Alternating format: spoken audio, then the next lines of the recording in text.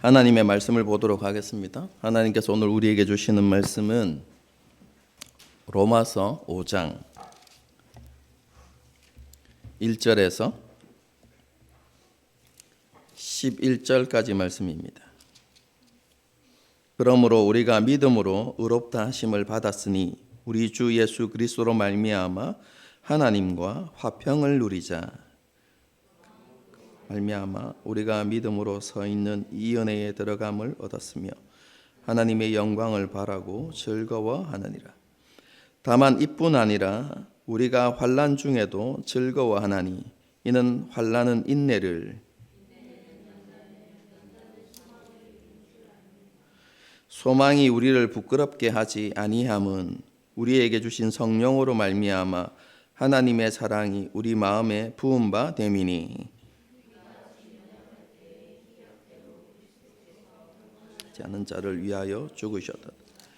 의인을 위하여 죽는 자가 쉽지 않고 선인을 위하여 용감히 죽는 자가 혹 있거니와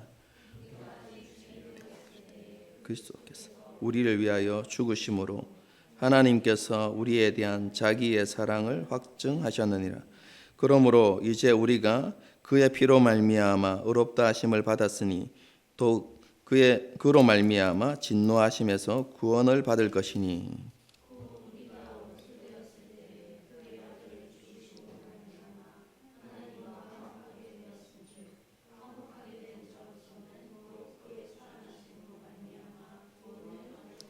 함께 읽겠습니다. 그뿐 아니라 이제 우리로 화목하게 하신 우리 주 예수 그리스도로 말미암아 하나님 안에서 또한 즐거워하느니라. 아멘. 우리는 지난 10주간에 걸쳐서 로마서 1장부터 4장까지의 내용을 살펴보았습니다. 혹시 기억나십니까? 1장부터 4장까지의 주제가 뭐라고 했죠? 기억이 안 나십니까? 로마서는 세 개의 구조로 이렇게 되어 있다라고 이야기하면서, 그렇죠? 그것을 세 단어로 표현할 수 있는데 믿음, 소망, 사랑이다, 이렇게 제가 말씀을 드렸죠. 그래서 그 주제 중에 하나인 믿음, 그 믿음이 1장부터 4장까지의 내용 속에서 강조되었습니다. 이어지는 5장부터는요, 주제가 뭐겠습니까? 소망입니다. 그럼 실제로 여러분이 좀 주의 깊게 성경을 읽어보시면 5장 1절, 2절을 제외하고는요, 믿음이라는 단어가 8장까지 나타나지 않습니다. 소망을 주제로 이렇게 이야기하기 시작하는데요. 그런데 소망은 믿음과 동떨어진 것이 아니죠, 그렇죠? 믿음으로부터 우리에게 소망이 생겨나는 것이니까요. 그래서 소망을 다루는 5절을 시작하면서 사도 바울은 다시 한번 1장부터 4장까지의 내용을 요약해서 설명합니다. 그게 무엇이냐면 우리가 믿음으로 의롭다 하심을 받았으니 라는 표현으로 1장부터 4장까지의 내용을 요약하는 것입니다. 쉽게 말하면 우리가 오직 믿음으로 하나님께서 은혜로 주시는 구원을 받는다라는 것입니다. 여러분, 그런데 여기에는 정말로 중요한 전제가 있죠. 그 전제가 무엇입니까? 우리가 몇 주 동안 살펴본 내용인데, 하나님의 신실하심과 예수 그리스도의 신실하심이 너무나 중요한 전제가 되는 것이죠. 하나님의 신실하심과 예수 그리스도의 신실하심을 통해서 우리가 구원을 얻게 되었다는 것입니다. 우리는 피조물로서 하나님께 신실하지 않았습니다. 그런데 주권자이신 하나님께서, 그리고 우리 모든 영혼의 아버지이신 하나님께서 우리에게 신실하심을 나타내심으로 우리가 구원을 받을 수 있게 되었다라는 것입니다. 그런데 하나님은 그 신실하심을 어떻게 나타내셨습니까? 그리스도의 신실하심을 통해서 나타내셨습니다.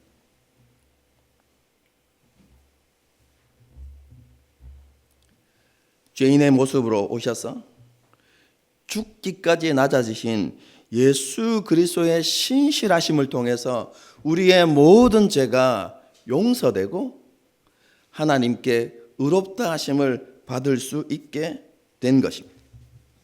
요약하면 신실하신 하나님께서 예수 그리스도의 신실하신 삶과 죽음과 부활을 통해서 우리에게 구원의 은혜를 베풀어 주셨다는 것입니다. 우리의 구원은 오직 믿음으로 말미암는 은혜라는 것이죠. 여러분, 이것이 1장부터 4장까지의 가장 중요한 핵심입니다. 그러면 어떤 이들은 이렇게 생각할 수 있겠죠. 다 됐네. 믿음으로 구원받았으면 다 된 거 아닌가? 그 뒤에 뭐가 남았지? 뭐 이렇게 질문할 수도 있겠죠. 하지만 이런 질문은 구원에 대한 잘못된 이해 때문에 생겨나는 것입니다. 여러분, 성경에서 말하는 구원은 완성된 구원을 이야기하는 게 아닙니다. 여러분, 우리가 받은 구원은 완성된 구원이 아닙니다. 이 구원은 우리가 완성시켜 가야 하는 구원입니다. 개인적으로도 우리가 구원을 완성시켜 가야 하지만 동시에 개인이 속한 그 공동체도 구원을 완성시켜 가야 한다라는 것을 성경이 우리에게 가르치고 있습니다. 그러면 또 이런 질문이 생겨날 수 있죠. 구원을 우리가 완성시켜 가야 하는 것이라면 실패할 수도 있지 않은가? 구원을 완성시키지 못할 수도 있겠네? 라는 의문이 들죠. 우리의 모습을 생각해 보면 더욱더 그런 생각이 들 수도 있습니다.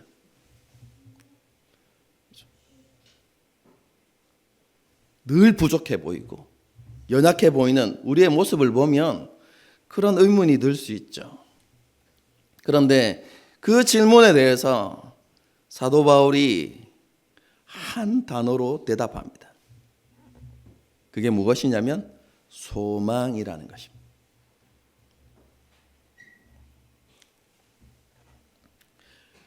한마디로 우리에게 너무나 확실하고 분명한 소망이 있다는 것입니다.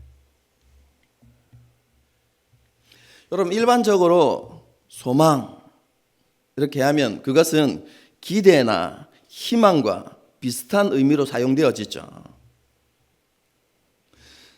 세상에서 소망이라는 이 단어를 사용할 때는요, 이 소망은 우리가 간절히 바라는 바이긴 하지만 이루어질 수도 있고 이루어지지 않을 수도 있는 것이죠. 여러분, 그런데 사도 바울이 이야기하는 이 소망은 세상에서 말하는 그런 소망과는 다릅니다. 이 소망은 하나님께서 우리에게 주신 약속이고 그리고 하나님께서 반드시 이루시고 성취하시는 것이다 라는 전제가 깔려 있습니다.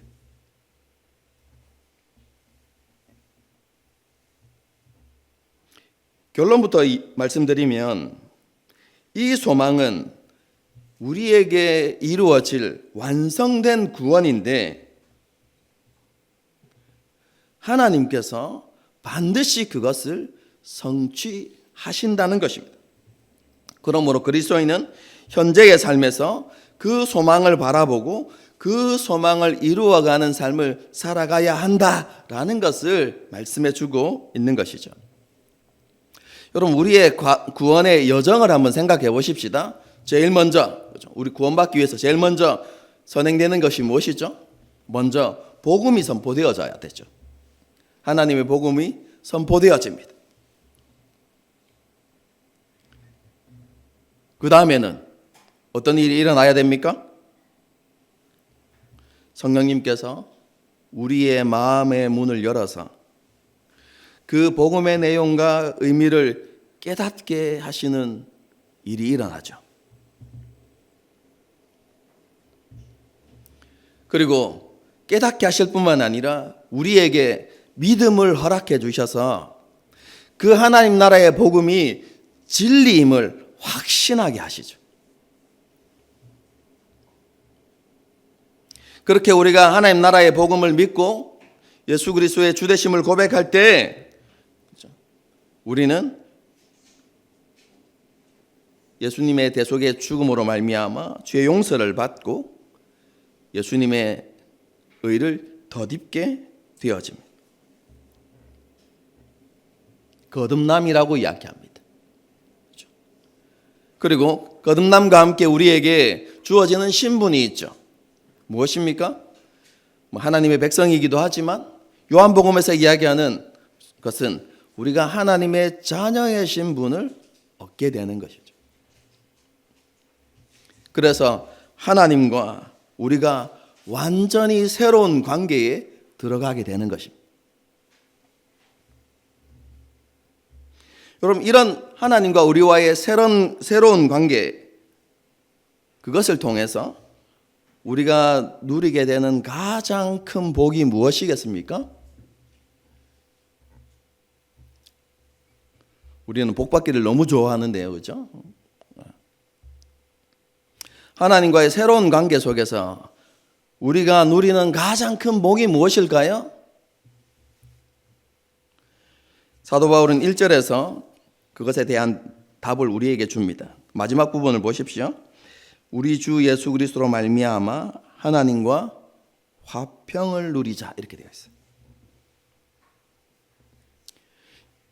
이 화평은 그죠? 단순히 그죠? 분쟁이 없는 좋은 관계, 평화로운 관계, 이걸 말하는 게 아니라 그죠? 샬롬을 이야기하는 것입니다. 하나님과의 새로운 관계 속에서 우리가 누리는 가장 큰 복이 무엇입니까? 하나님과의 관계 속에서 샬롬을 누리게 되었다는 것입니다. 여러분, 이전에 우리의 모습은 어떻습니까? 스스로 하나님의 자리에 앉으려는 그 교만으로 인해서 하나님과 우리의 관계는 원수가 되었습니다.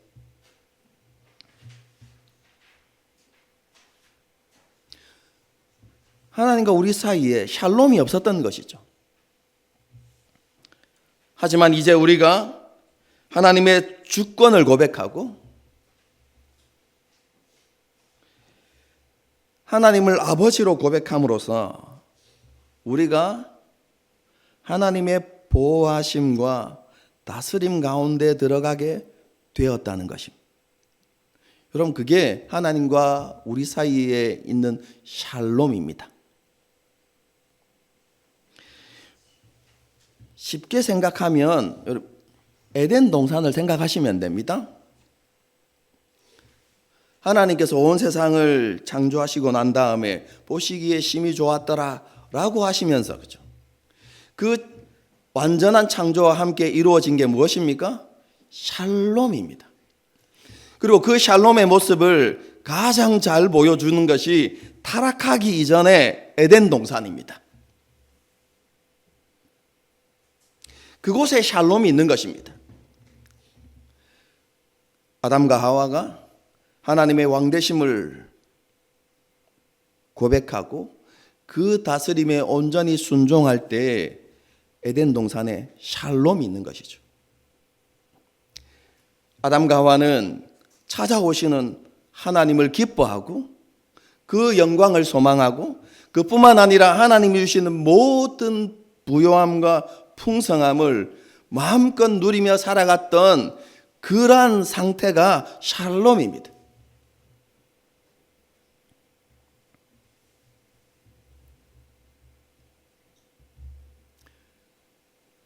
이 샬롬이 하나님께서 우리에게 주는 가장 큰 복이라고 말씀하시죠. 그리고 사도 바울은 이어서 2절에서 그 샬롬을 어떻게 표현하냐면 믿음으로 서 있는 이 은혜에 들어감이라는 표현으로 샬롬을 설명하고 있습니다. 여러분, 이 표현은 어떤 표현이냐면 신하가 왕 앞에 나아가서 서게 되는 모습을 표현한 것입니다. 그런데 고대 사회에서 신하는 왕에게 함부로 나아갈 수 없습니다. 왕의 허락 없이 왕에게 나아가면 죽임을 당하게 되죠. 왕의 허락 없이 나아간 사람들이 살 수 있는 방법은 무엇입니까? 왕이 호를 내미는 것입니다. 그러면 살 수 있는 것이죠. 여러분, 이런 그림이 잘 나타나 있는 것이 있죠. 성경에 보면 에스더서입니다. 유대인들이 그렇죠? 모함으로 인해서 원수들의 손에 의해 죽게 되었을 때 모르드게가 뭐라고 이야기합니까?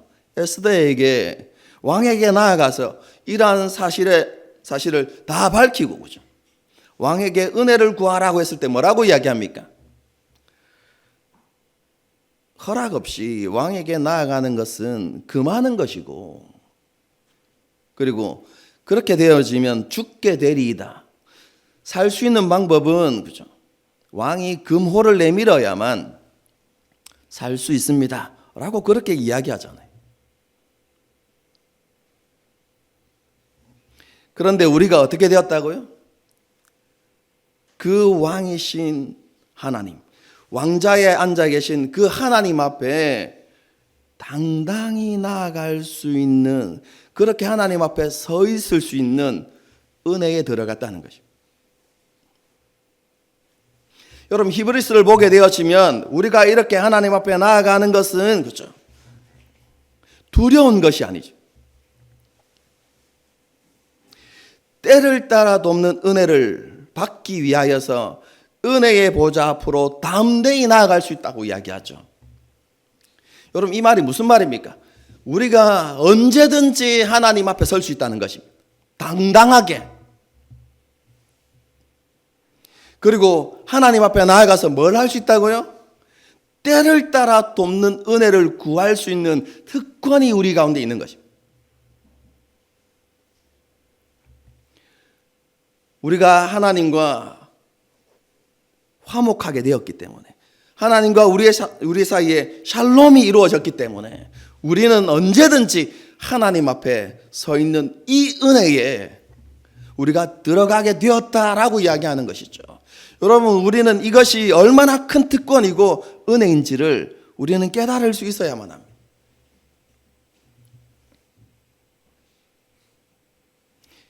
죄인은 그 앞에 나아갈 수 없으니까요.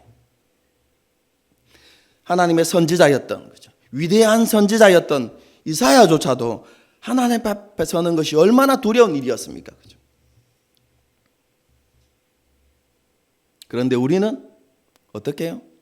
당당하게 나아갈 수 있는 그런 은혜를 받게 되었다는 것이죠. 무엇을 통해서요? 예수 그리스도의 신실하심을 통해서 우리가 그 은혜를 누리게 되었다라는 것을 말씀하고 있는 것이죠. 그러면 이런 하나님과의 관계 속에서 우리가 샬롬을 누리는 모습은 어떤 모습입니까? 여러분, 그 모습이 2절 후반부에 기록되어 있는데요. 제가 읽어드리겠습니다. 하나님의 영광을 바라고 즐거워하느니라. 조금 더 정확하게 번역하면 이런 의미입니다. 하나님의 영광을 소망하고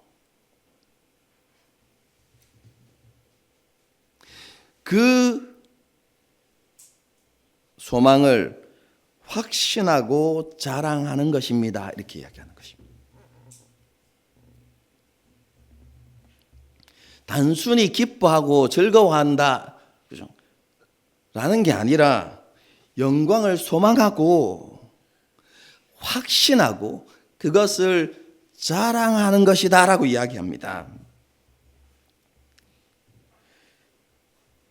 하나님의 영광을 소망한다는 것은요, 하나님의 모든 부요하심과 풍성함을 소망한다는 것입니다.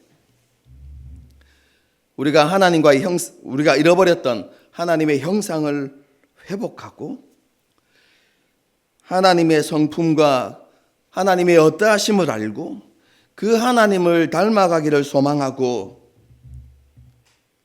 하나님께서 우리에게 주셨던 모든 지위를 회복하고 하나님께서 우리에게 기쁨으로 주셨던 모든 것을 누리며 살아가는 것을 우리가 소망하게 되어진다는 것입니다. 그리고 그 소망이 막연한 기대가 아니라 하나님께서 반드시 우리에게 이루어 주실 사실이라는 것을 확신하고 그것을 자랑하면서 살아가게 된다는 것입니다.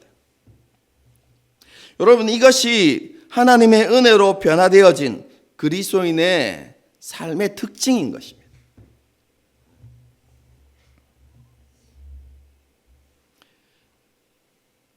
변화된 그리스도인은 언젠가 주님께서 다시 오시면 사라지고 없어질 이 세상을 바라보고 이 세상에 속한 것들을 자랑하면서 살아가는 것이 아니라 하나님의 영광을 소망하고 그것을 확신하고 자랑하면서 살아가게 되어 있다는 것입니다.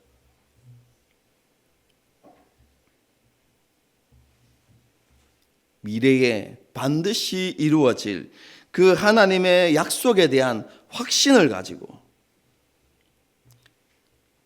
그것을 자랑하며 살아가게 된다는 의미입니다. 여러분, 우리가 이런 삶을 살아가게 되면 우리가 이 땅에서 우리가 바라는 바들이 이루어지고 우리의 걸음이 형통해질까요? 그런 것들을 보장해 줍니까? 여러분, 그렇지 않습니다. 야고보서를 통해서 살펴보았듯이 그리스도인들도 이 땅을 살아가면 제가 뭐라고 설명했습니까? 온갖 시련과 어려움을 만나게 된다고 했죠. 만날 수도 있고 만나지 않을 수도 있다가 아니라고 했습니다. 죄의 영향력이 남아있고 죄의 결과들이 여전히 남아있는 이 세상을 살아가기 때문에 그리스도인들도 온갖 시련과 어려움을 반드시 만나게 되어 있다. 여러분, 그것이 성경이 우리에게 가르치는 바입니다. 그렇기 때문에 너희가 그러한 것들을 만나게 되거든 이상하게 여기지 말라. 그냥 당연한 것이다 라고 이렇게 말씀하는 거죠. 사도 바울은 그러한 삶이 구원을 완성해가는 과정이다 라고 우리에게 가르칩니다. 오늘 본문에서는요, 그러한 과정에서 경험하게 되어지는 것 중 하나가 환난이다 라고 이렇게 이야기하죠. 사도 바울은 다른 구절에서 무릇 누구든지 경건하게 살고자 하는 자는 환난을 받게 되어 있다 라고 이렇게 이야기합니다. 그것이 구원이 완성되어져 가는 과정이죠. 일반적으로 세상에서 겪는 환난은요, 사람을 위축시키죠. 자신감을 떨어뜨리고 자존감을 깨뜨립니다.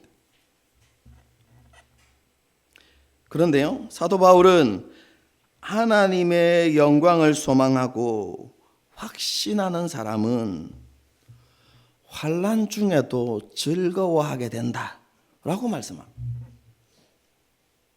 여러분, 이 말씀을 오해하면 안 됩니다.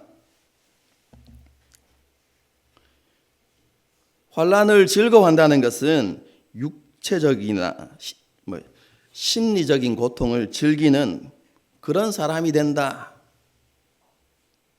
피약성애자라고 이렇게 부르는데요. 고통을 즐기는 그런 사람이 된다는 의미가 아닙니다. 여기서도 즐거워한다는 것은 확신하고 자랑하게 된다는 의미입니다. 여러분, 환난은 기쁘고 즐거운 게 아닙니다.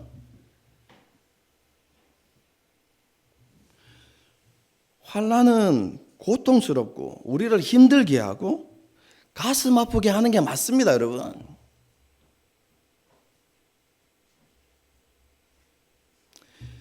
여러분, 신앙이 장성한 사람은 환난이 고통스럽지 않을까요? 그렇지 않습니다. 똑같이 고통스럽습니다.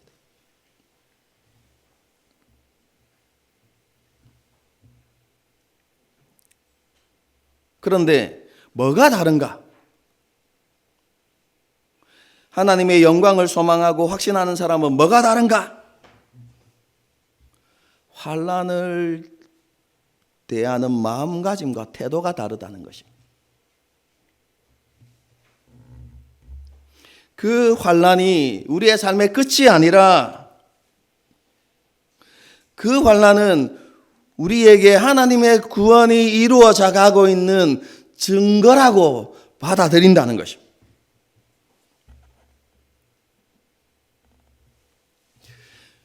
여러분, 쉬운 예로요. 김연아 선수와 박지성 선수를 생각하시면 됩니다. 여러분, 그 두 선수의 발을 사진으로 보신 적 있으십니까? 못 보신 분들은 인터넷 딱 들어가셔가지고요, 김연아의 발 이렇게 치면 김연아의 발과 함께 뭐 신수지 선수나 뭐 이런 여러 가지, 그리고 박지성의 발 이런 모습 사진을 찍어 놓은 게 이렇게 뜨거든요. 엉망입니다.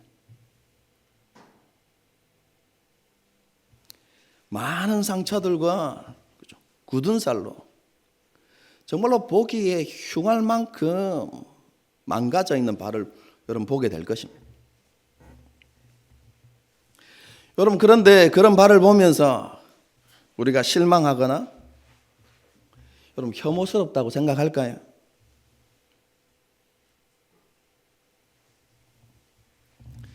그렇지 않지 않습니까? 그 발을 보면서 뭘 생각하죠? 정말로 힘들고 어려운 세월을 보냈구나. 정말로 많은 노력을 했고 많은 고생을 했겠구나. 그리고 그 과정에서 많은 아픔들과 상처들이 있었겠구나. 이런 생각들을 하게 되죠.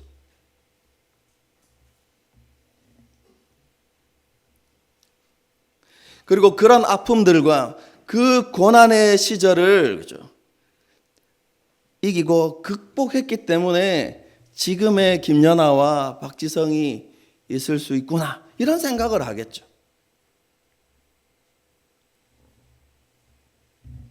여러분, 우리가 이렇게 생각할 수 있는 이유가 무엇입니까? 그 두 사람의 결말을 우리가 너무나 잘 알고 있기 때문에 그렇습니다.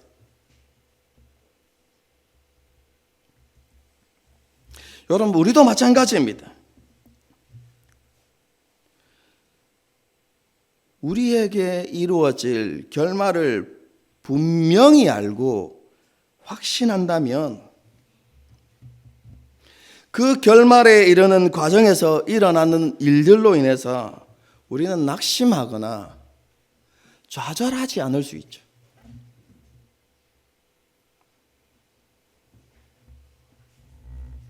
우리가 반드시 하나님의 영광에 이르게 되고 그 영광을 누리게 될 것이라는 분명한 확신이 있다면 환난을 대하는 마음가짐과 태도가 달라지는 것입니다.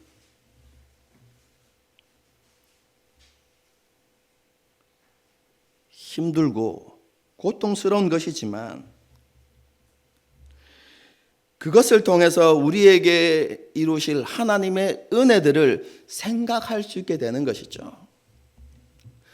여러분, 이것은 어려운 게 아닙니다. 우리의 삶 가운데서 종종 있는 모습이잖아요. 우리가 다른 사람들과 그렇죠?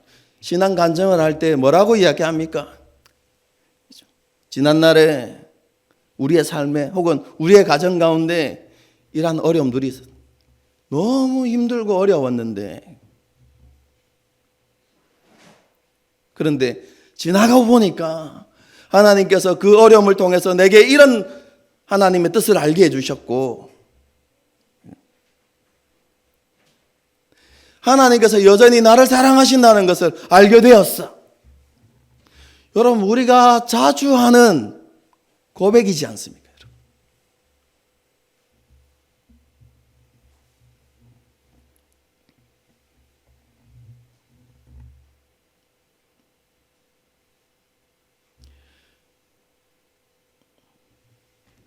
우리의 신앙이 연약하기 때문에 그렇게 고백했더라도 또 환난과 시련을 당하면 어떻게 됩니까?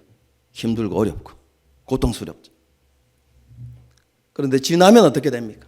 또 고백합니다. 역시 하나님의 은혜가 있었어. 이렇게 고백하게 되는 것이죠.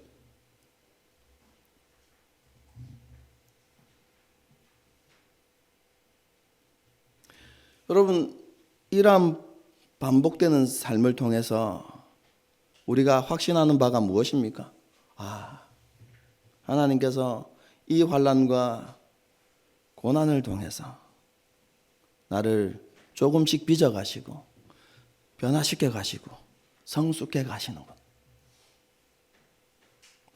여러분, 그런 깨달음을 통해서 하나님께서 약속하신 소망이 더 확실하게 우리에게 확신되어지는 것이죠.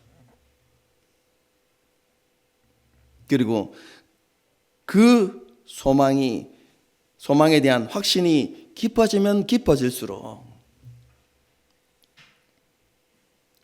환난과 시련을 당할 때 우리의 마음가짐이 달라지는 것이죠. 여유도 생겨나고 그러면서 나중에는 이렇게 될 수 있죠. 하나님께서 이것을 통해서 또 우리에게 은혜를 주실 거예요. 그리고 또 나를 변화시켜 가시겠지. 여러분, 이렇게 생각하게 되어지는 것이죠. 이런 관점에서 그렇죠? 그리스도인의 삶을 생각해 보면 그리스도인의 삶은 그렇죠? 바닷가에 널려 있는 차돌과 비슷하구나 이런 생각들을 하게 되죠. 환난과 인내와 연단을 통해서 우리의 모난 부분들이 깎여져 가고 잘못된 부분들이 연마되어지고 상처난 부분들은 메워지고 그렇죠? 하나님께서 닦아주시는 그런 과정들을 통해서 우리가 변화되어져 가고 성숙해 가겠구나 이런 생각들을 우리가 하게 되어지는 것이죠. 여러분, 이것을 위해서 하나님께서 우리에게 많은 시련을 허락하시는 것입니다. 환난도 허락하시죠. 심지어는 공동체도 그렇게 하나님께서 허락해 주십니다. 여러분, 공동체는요 마음 맞는 사람들만 모인 것이 아닙니다. 기질이 다르고 다른 성향의 사람들이 섞여 있죠. 여러분, 그러면 필히 일어나는 게 뭡니까? 부딪히고 상처 주고 상처받는 일들이 일어날 수밖에 없어요.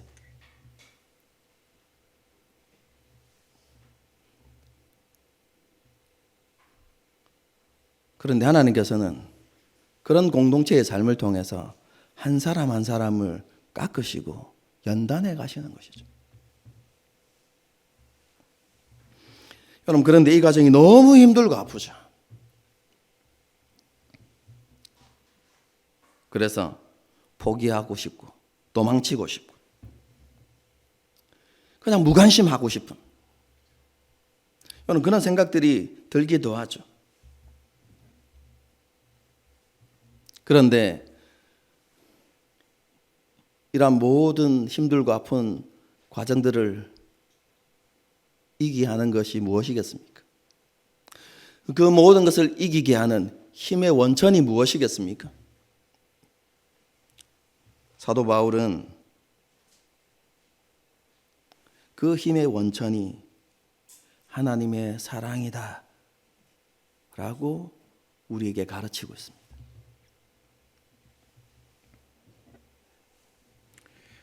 그러면 질문하는 사람들이 있을 수 있죠.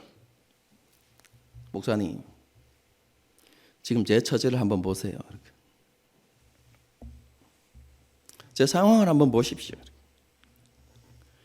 이렇게 힘들고 어려운데, 또 어떤 사람들은 너무나 경제적으로 어려운데,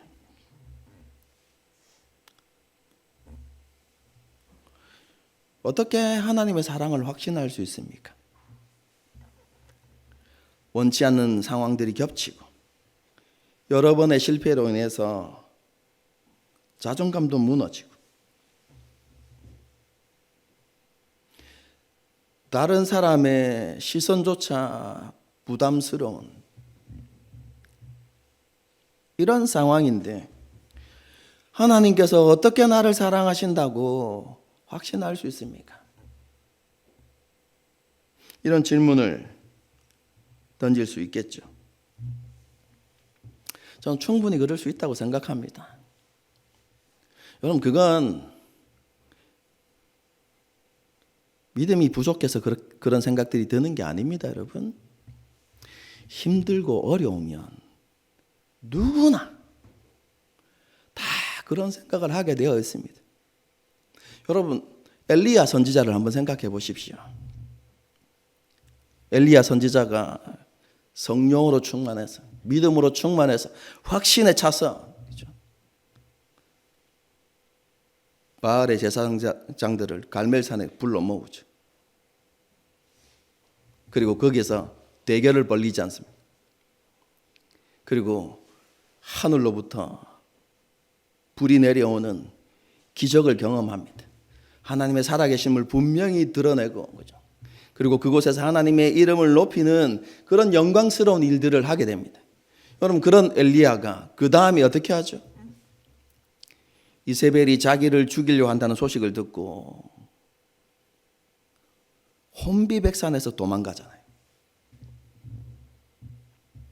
그리고 뭐라고 이야기합니까? 나무 아래 누워가지고 그냥 쉽게 설명하면 하나님 이제 됐습니다. 이렇게 그냥 내 생명을 거둬가시죠. 여러분, 엘리야도 그렇게 생각합니다, 여러분. 힘들고 괴로운 상황이 길어지면 누구나 그렇게 생각할 수 있습니다. 하지만 생각해 보십시오. 그 실패와 어려움과 아픔과 고통이 하나님께서 우리를 사랑하시지 않는 증거라고 말할 수 있습니까? 여러분, 거꾸로 한번 생각해 보십시다. 부와 권력을 가지고 사람들의 존경을 받고 탄탄대로의 삶을 살아가면 여러분, 그것이 하나님께서 우리를 사랑하신다는 증거입니까? 어떻게 생각하십니까?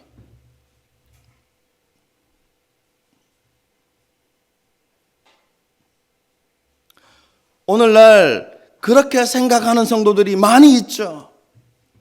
여러분, 그런데 복음서를 잘 읽어보십시오.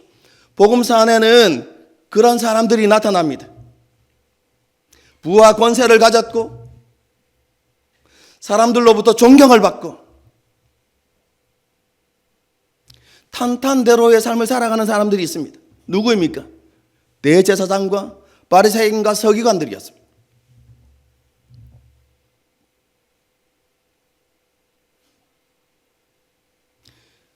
그들이 하나님께 사랑받는 사람들이었습니까?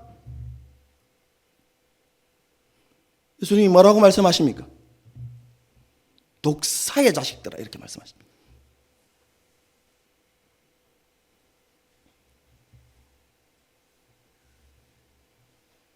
그들을 그렇게 부르시면서 너희는 지옥의 판결을 피할 수 없다. 이렇게 말씀하시죠.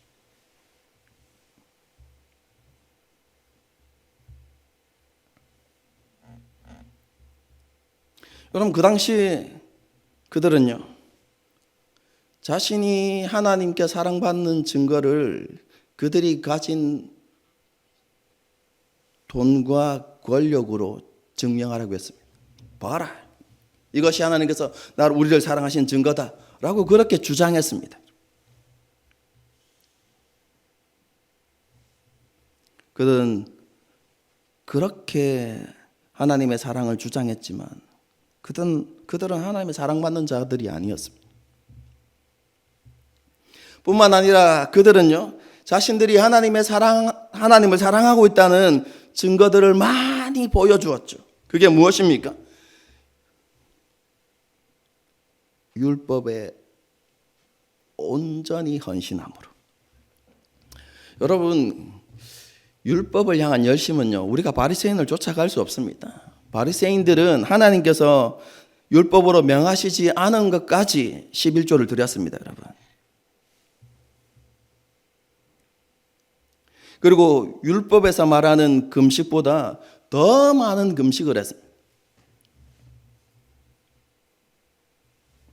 그런 종교적인 열심을 통해서 자신이 하나님을 사랑하고 있다라고 그렇게 사람들에게 보이려고 했죠. 그런데 그들을 향한 주님의 평가가 무엇입니까? 너희는 하나님을 사랑하는 것이 아니라 돈을 사랑하는 것이다. 이렇게 말씀하시죠.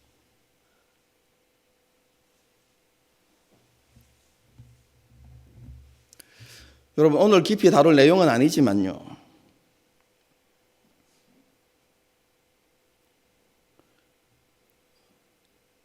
돈을 사랑하는 것은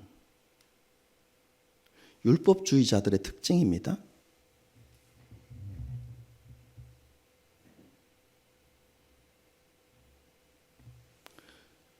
율법주의적인 신앙생활을 하는 사람들의 특징 중에 하나가 돈에 집착하는 것입니다.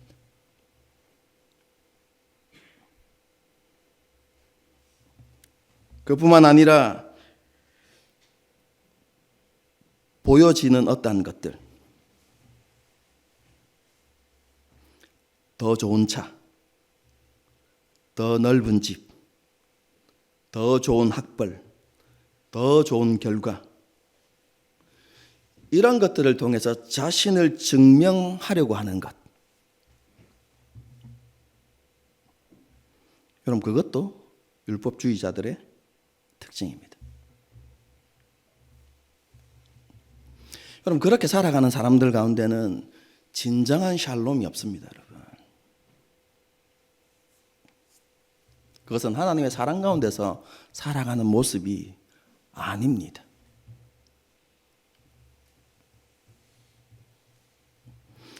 우리가 처한 상황이나 환경, 우리가 가진 것들을 통해서 우리를 향한 하나님의 사랑을 판단할 수 없습니다.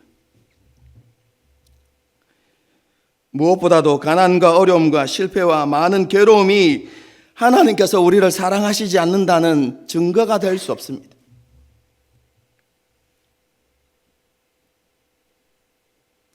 사도 바울이 무엇을 이야기합니까? 우리에게 너무나 분명한 증거가 있습니다 라고 이야기하는 것입니다.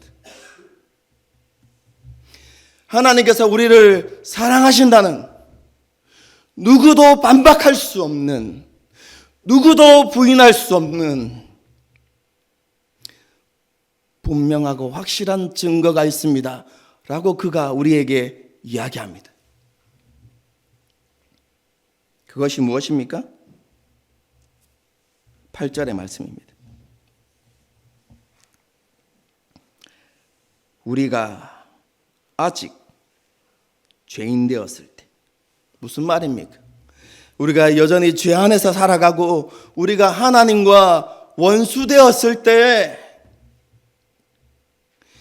끊임없이 우리가 하나님을 반역하고 하나님을 향하여 등을 돌리고 내가 원하는 길을 따라서 죄악을 행하며 살아가고 있는 그때에 이렇게 이야기하는 것이죠.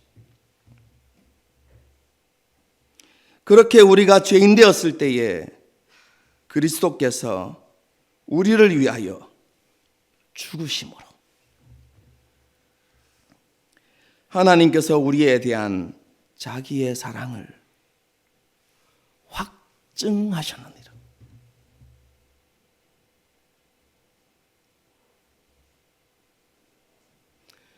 쉽게 말하면 하나님께서 십자가에 못 박히신 아들을 가리키면서 이렇게 말씀하시는 겁니다. 너희 부인할 수 없어. 이렇게.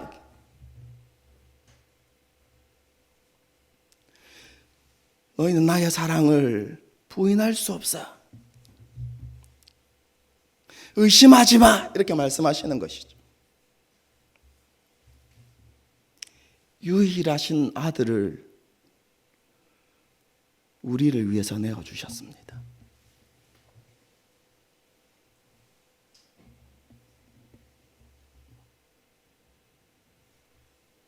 사도 바울이 그 십자가를 가리키면서 이렇게 이야기하는 것이죠.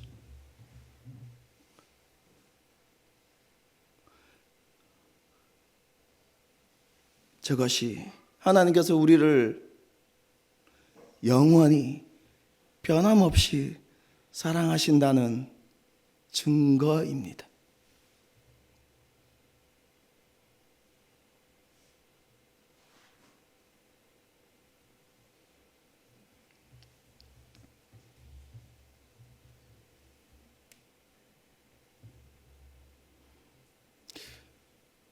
삶을 살아가면서 하나님의 사랑이 의심될 때가 너무 많죠.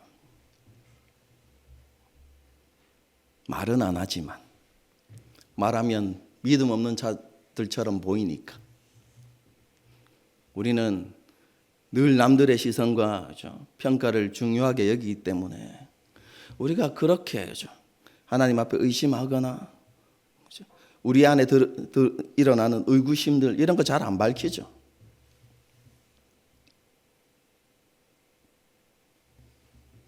그렇지만 그럴 때가 많지 않습니까?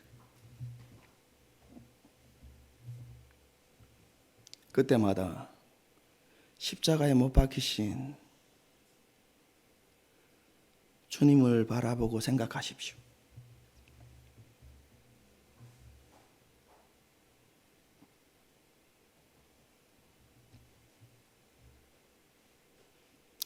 그리고 마음에 와닿지 않거나 정말로 받아들여지지 않는다면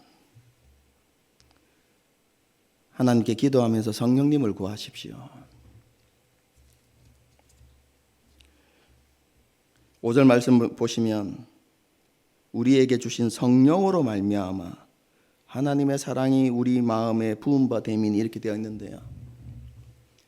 하나님의 사랑에 대한 믿음과 확신은 성령의 역사를 통해서 이루어진다는 것을 우리에게 가르쳐 주고 있는 것입니다.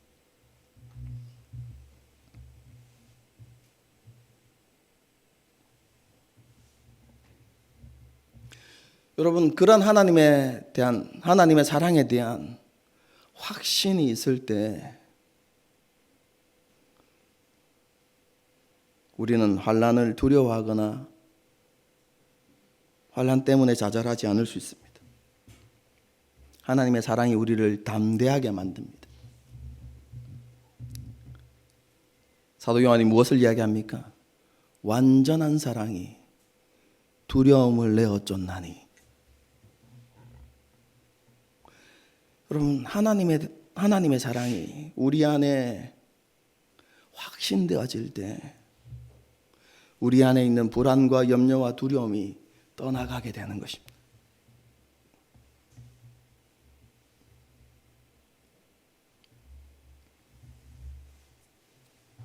우리는 그 하나님의 사랑을 받았고 지금도 그 사랑을 받고 살아가고 있는 것입니다. 이런 우리가 어떤 삶을 살아야 하죠? 마지막으로 10절과 11절을 보겠습니다. 곧 우리가 원수 되었을 때 그의 아들의 죽으심으로 말미암아 하나님과 화목하게 되었은즉 화목하게 된 자로서는 더욱 그의 살아나심으로 말미암아 구원을 받을 것이니라. 그뿐 아니라 이제 우리로 화목하게 하신 우리 주 예수 그리스도로 말미암아 하나님 안에서 또한 즐거워하느니라. 어렵게 되어 있는 것 같지만 앞에서 한 내용의 반복입니다.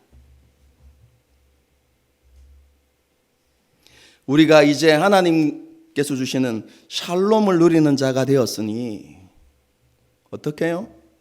우리의 구원을 이루어 가라는 것입니다. 그런데 그 구원을 이루어가는 가장 중요한 핵심, 그 근원이 되는 모습이 무엇입니까? 하나님의 영광을 소망하고 그것을 확신하며 자랑하면서 살아가는 것입니다.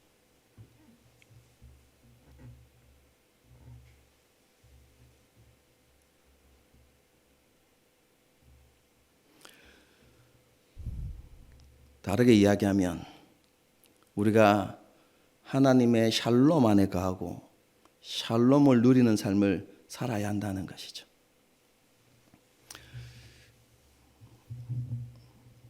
어려울 수 있는데요. 그냥 쉽게 설명하면 하나님과 싸우지 말라는 말입니다, 여러분.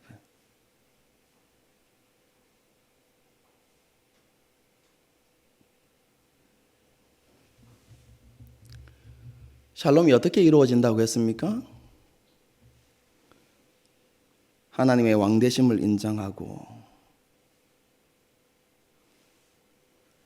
그 왕되심 앞에 굴복하며 순종하는 삶을 살아갈 때 우리 가운데 샬롬이 이루어지는 것이죠. 타락하기 이전에 에덴의 모습이 우리 가운데 회복되는 것입니다. 우리 삶에. 그런데 우리는 싸우죠. 하나님께 온전히 왕자를 내어드리기 싫어서 여전히 내가 하나님이 되고 싶어서 내 마음대로 살고 싶어서 내 욕심대로 살고 싶어서 내가 우리의 눈에 보이는 것을 쫓아서 살고 싶어서 그렇게 살아가는 사람들을 보니까 내 자신이 비참해지는 것 같고 내가 뒤처지는 것 같고 도태하는 것 같고 실패자인 것 같고 그러니 나도 그들과 같은 삶을 살고 싶어서 끊임없이 하나님을 왕자에서 끌어내리고 우리가 그 왕자에 앉으려고 그렇게 하나님과 싸우지 않습니까? 사도 바울이 오늘 본문을 통해서 하는 말은 그 의미 없는 싸움을 내려놓으라는 것입니다. 이기지도 못할 싸움 아닙니까?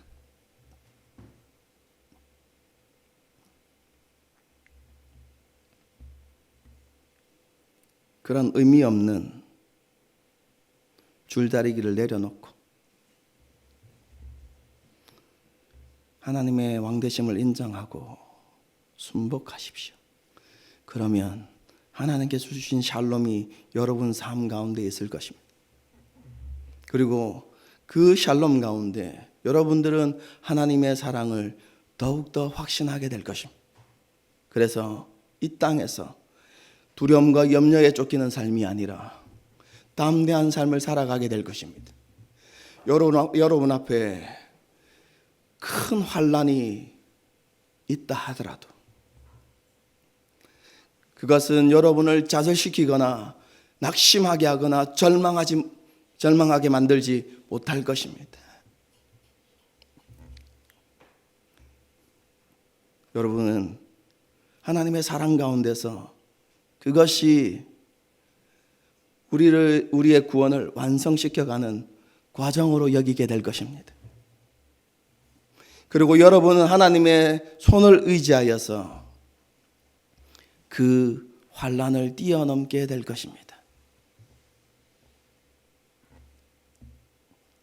하나님께서 우리에게 그런 은혜를 베풀어 주셨으니 사랑하는 성도들이여 믿음으로 그것을 더욱 누리는 사람들이 되십시오. 여러분, 이것이 오늘 본문의 내용입니다.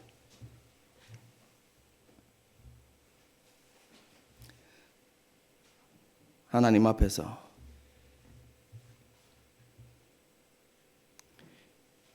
이러한 은혜와 영광을 회복하고 누려가는 저와 여러분이 될 수 있기를 주님의 이름으로 축복합니다. 함께 찬양하고 기도하십시다.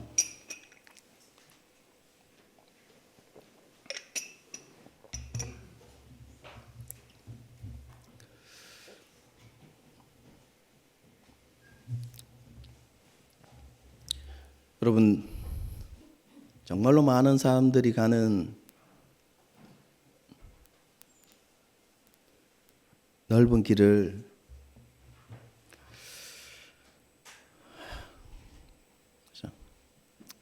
사랑하지 맙시다.